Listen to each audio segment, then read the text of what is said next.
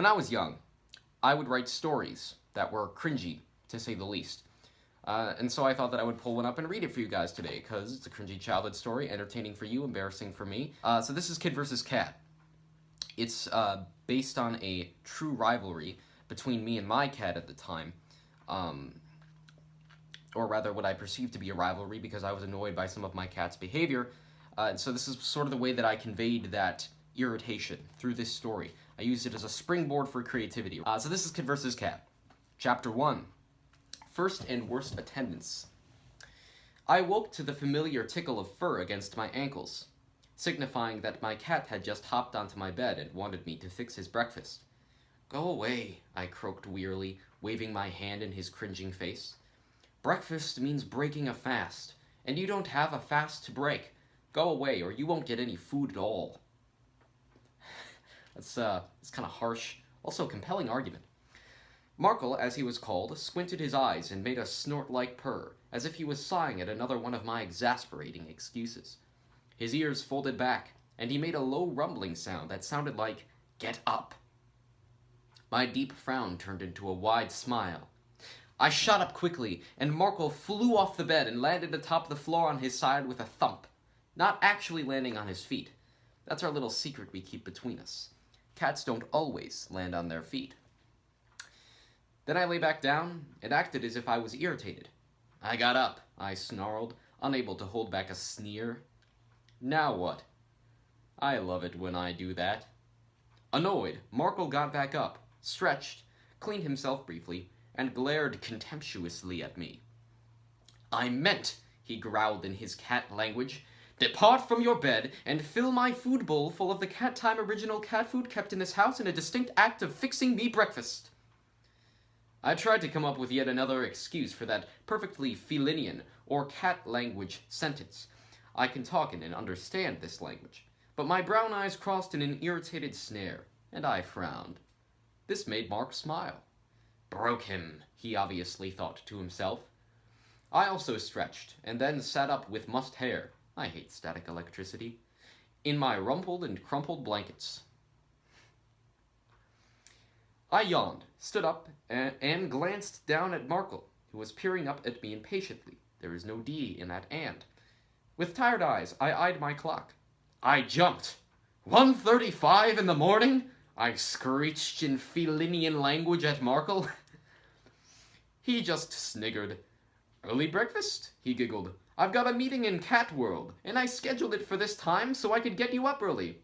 Just a little prank. So, you coming?" I groaned, said, "Well, now I am," during which Markle chuckled, and gave him slugs I dug up from the yard as a breakfast.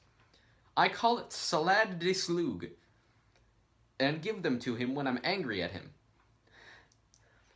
The cat ate them peacefully, as if he had absolutely no knowledge of what he was consuming. Humming about his meeting, he scolded me to get ready and comb my hair, wash my face, and not forget to clean behind the ears. "You sound way too much like a mother," I laughed in an early morning voice. "If I took up painting, I'd cut off an ear like Picasso before my first portrait, mostly so I don't have to hear you scolding me for forgetting to wash behind my ears."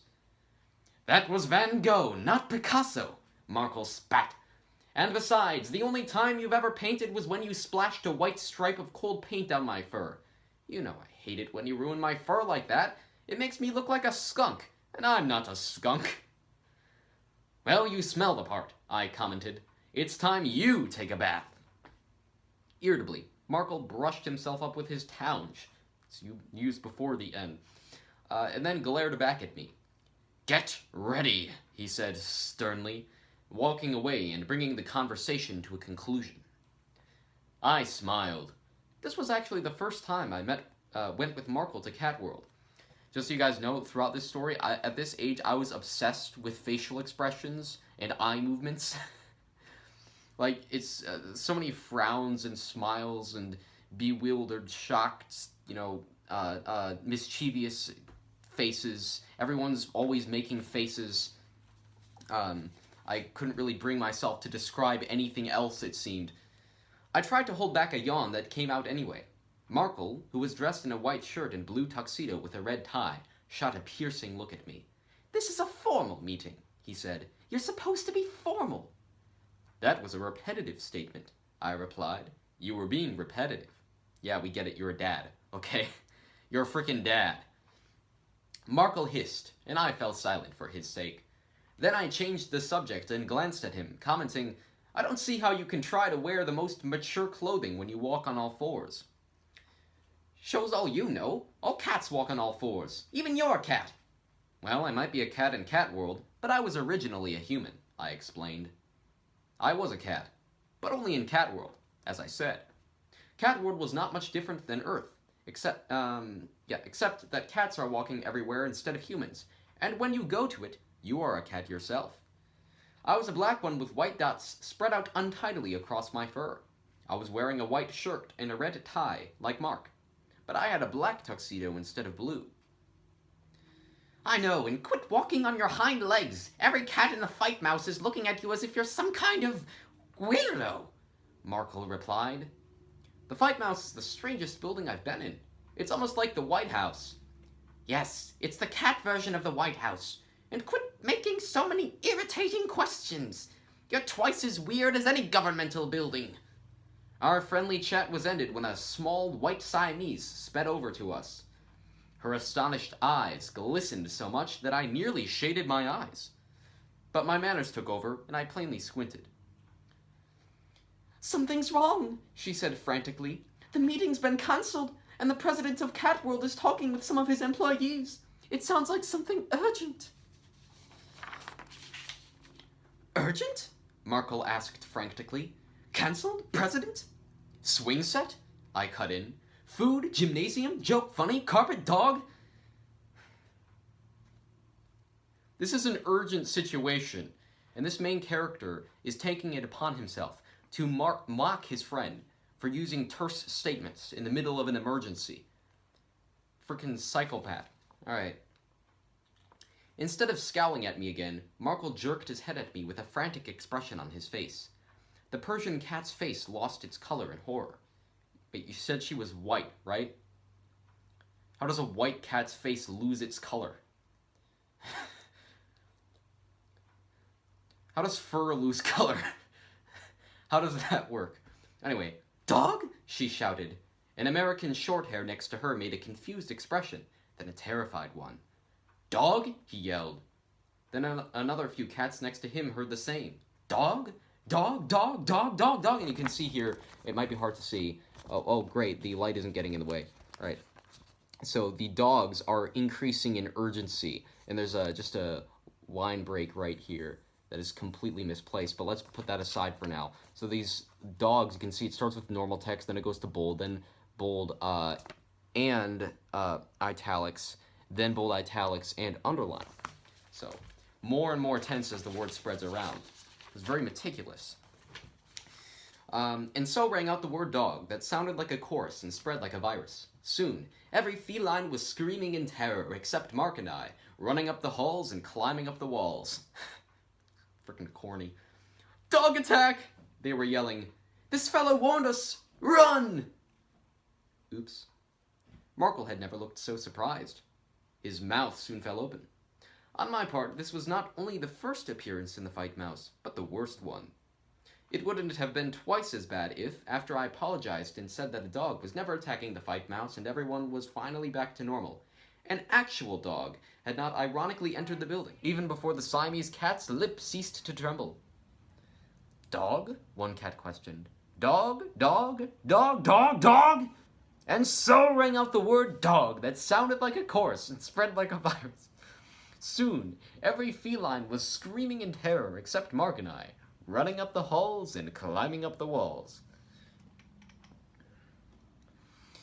The canine that stood near the door of the building was a yellow dog with a leather black suit connected to similar pants.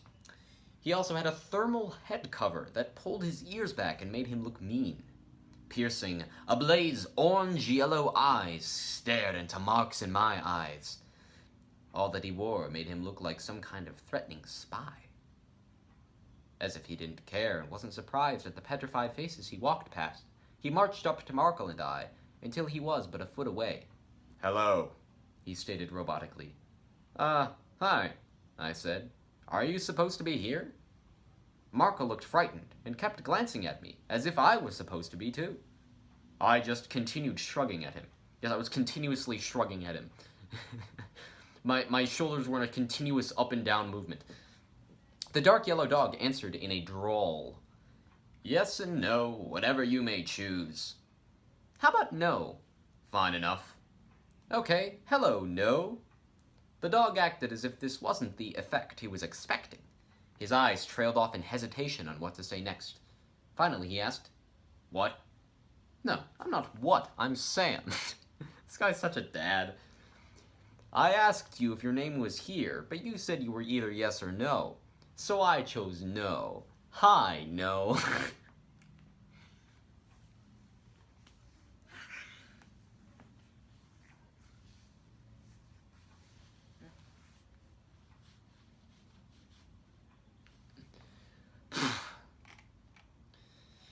Oh, man. The dog looked mean. For your information, I'm Seth, he bellowed out, but caught himself and returned to a sophisticated serious. I'm Mystery. I apologize for my inconvenience. Hello, Mr. Mystery, I added politely. The dog did not act as if I had been polite. Cut it out, he groaned. Cut out what? You're commenting. In what shape and fashion?